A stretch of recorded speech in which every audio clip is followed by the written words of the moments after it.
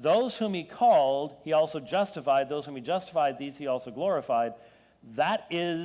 Those are all God's actions, justification, glorification. So the calling of Romans 8:30, do you see that as being different than the calling of verse 24 in chapter 9? Even us, whom he called, not only from Jews, but also from Gentiles.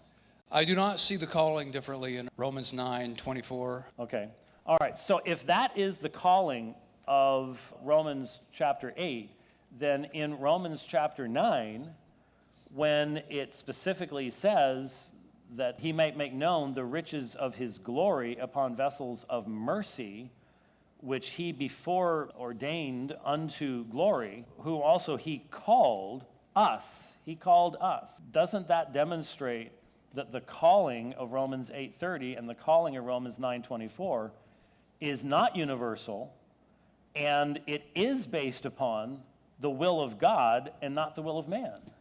Well, it is the will of God. Again, my position is that it is the will of God to call people through the gospel and save those who believe. So again, you keep contrasting the will of God. It's two different categories. The will of man is choosing to believe as a responsibility that God in his sovereignty has put on him. What God wills, or let me say it like this, Dr. White, what God is willing to do in salvation is different from what man wills to do. God provides the atonement. He wills to save those who believe. He lays down the conditions. Man has to accept responsibility.